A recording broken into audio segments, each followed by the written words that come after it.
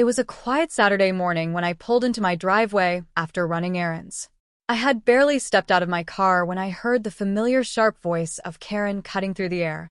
She was standing across the street, arms crossed, clipboard in hand, glaring at me like I had just committed a crime. "You cannot park there," she snapped, pointing at the perfectly legal spot right in front of my own home. "You need to move across the street. Those spots are for guests."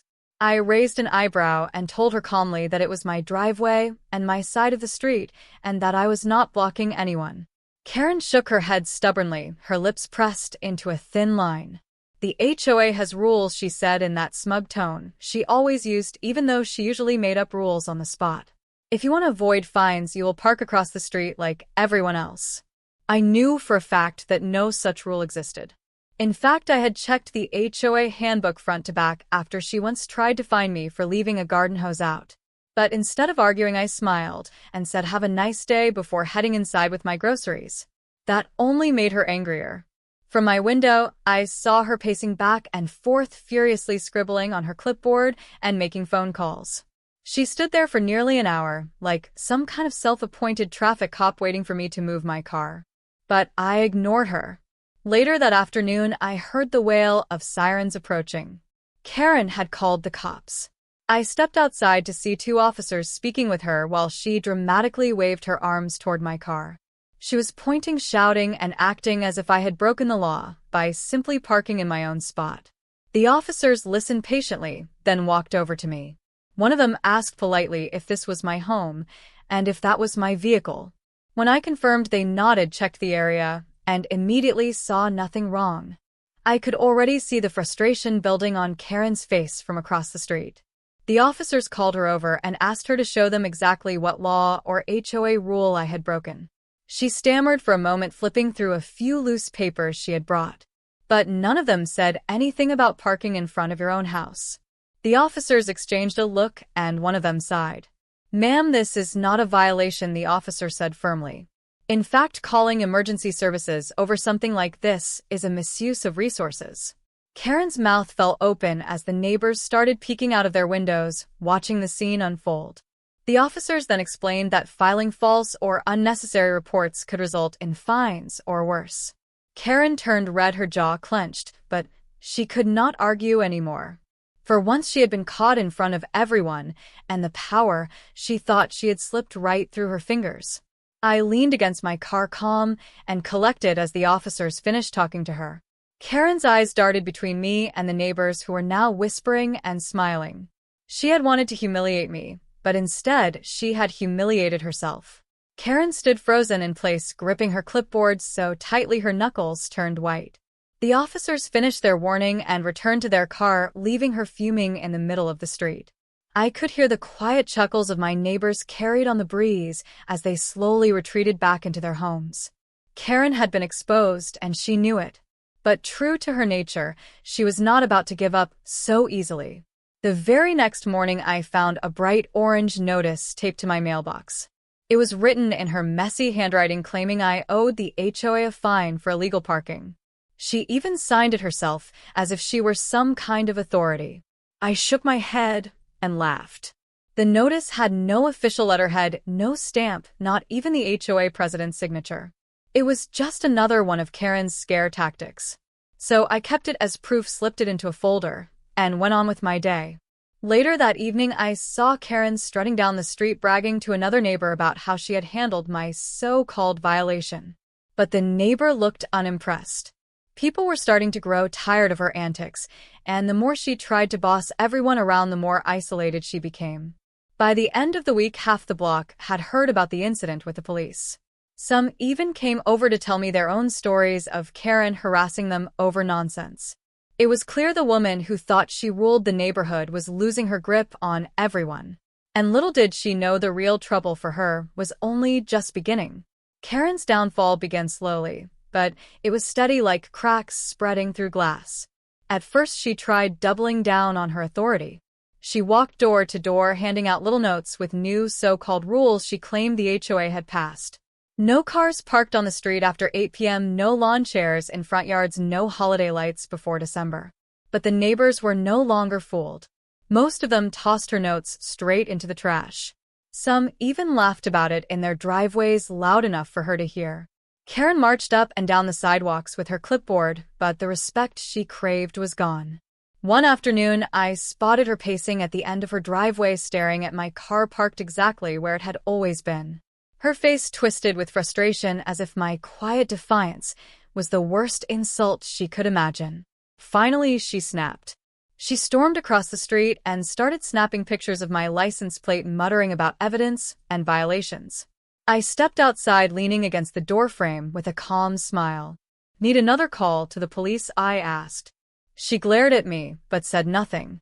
Instead, she stomped back to her house, slamming the door so hard her windows rattled.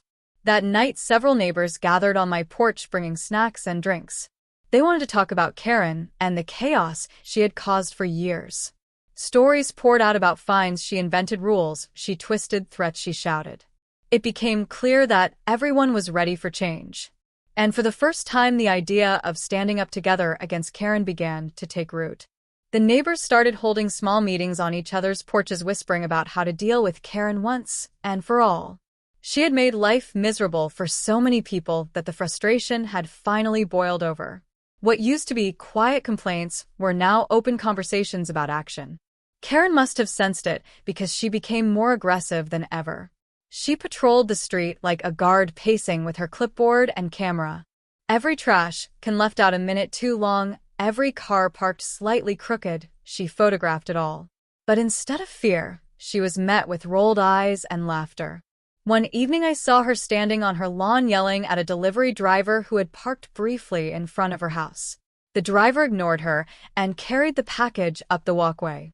When the neighbors witnessed the scene, they shook their heads and muttered that it had gone too far. A few days later, the HOA president himself knocked on my door. He wanted to hear exactly what had happened with the police and the so-called parking violation. I showed him the fake notice Karen had written and the officer's report clearing me of any wrongdoing. His face darkened as he read through it. "This has gone on long enough," he said. "The board is going to review Karen's actions." It was the first real sign that her power was slipping away, not just with the neighbors, but within the HOA itself. That night, I noticed her curtains twitching as she watched my car still parked proudly in front of my house. Her empire of control was crumbling, and she knew it. But I also knew Karen well enough to realize she was not finished yet. The following week, Karen showed up at the HOA board meeting with a thick folder of complaints. She spoke loudly, pointing fingers at me and half the neighborhood, accusing us of breaking rules that did not even exist. But this time, instead of nodding politely, the board members exchanged tired glances. The president finally held up his hand, cutting her off mid-sentence. "Karen, please sit down," he said firmly. "We have heard enough of your accusations." The room went quiet, and for once Karen looked rattled. Her face flushed, but she dropped into her chair, gripping her folder tightly. Then the board opened the floor to residents. One by one, neighbors stood and spoke about the harassment they had faced. Stories poured out about Karen calling code enforcement for no reason, about her following delivery trucks, about her shouting at children playing near her yard. The air grew heavy with the weight of it all. When it was my turn, I calmly explained my side of things. I told them about the night she demanded I park across the street, about the fake violation notice, and about the police showing up. I could see the board members exchanging looks of disbelief and then disapproval. By the time I finished, even the people who had once tolerated Karen were murmuring in agreement. Karen tried to jump in again, waving her papers, but the president stopped her. He leaned forward and said, "We have heard enough, and the board will make a decision soon." For the first time, it was clear Karen no longer held the control she thought she did. As I walked out of the meeting into the cool night air, a few neighbors clapped me on the shoulder. "You finally stood up to her," one of them said, smiling. But deep down, I knew Karen would not back down quietly. She was already plotting her next move. A few days later, I saw Karen pacing at the edge of her driveway with her phone pressed tightly to her ear. Her face was twisted with frustration, and her hands waved wildly as she argued with whoever was on the other end. From the way her eyes flicked toward my house, I knew I was the subject of her rant. Later that afternoon, a white SUV pulled up and out stepped a man in a suit carrying a clipboard. He walked straight to Karen's house, where she rushed out to greet him with an exaggerated smile. They spoke for a long time, her voice rising and falling while she pointed at my driveway, then at the street, then back at me, as if she could drag me into her story without me even being there. But when the man finally approached me, he was polite and professional. He explained that he was from the county zoning office and had been asked to investigate a complaint about improper use of property. I invited him to look around, showing him the perfectly normal driveway, the neatly kept yard, and the car parked exactly where it belonged. The man scribbled notes, nodded, and then with a small smile said there is nothing wrong here. He closed his clipboard and walked back to his SUV, leaving Karen fuming on her porch. That evening, as the sun dipped behind the houses, I sat on my porch watching Karen pace back and forth. Her frustration was almost visible in the way she stomped and muttered to herself. But there was also something else in her eyes, a flicker of desperation, like she was losing her grip on the control she had clung to for so long. I leaned back in my chair, knowing that sooner or later she would try again. Karen was not the type to give up quietly, and the neighborhood had finally begun to see through her act. The next morning, the neighborhood group chat lit up with messages. Several neighbors had started sharing their own experiences with Karen. Stories poured in about her demanding people repaint their fences, her shouting about garbage cans being left out too long, and even scolding kids for riding their bikes on the sidewalk. For the first time, I realized I was not the only target of her endless rules. Others had simply been too tired or too afraid to speak up. But now, after seeing her lose when she tried to drag the cops into it, people were finding their voices. That afternoon, I walked outside to water my flowers, and two of my neighbors waved me over. They whispered about calling for a community meeting. They wanted everyone to have a chance to discuss Karen's behavior once and for all. I agreed, and word spread quickly. When the evening of the meeting arrived, almost the entire block showed up in the small park at the end of the street. Karen strutted in late with a smug look, as if she was about to take control of the gathering. But to her surprise, the first person to speak was not her. It was Mr. Thompson, the elderly man who lived across the street and rarely raised his voice. He cleared his throat and said, "We need to talk about how things have been run around here." All eyes turned to Karen.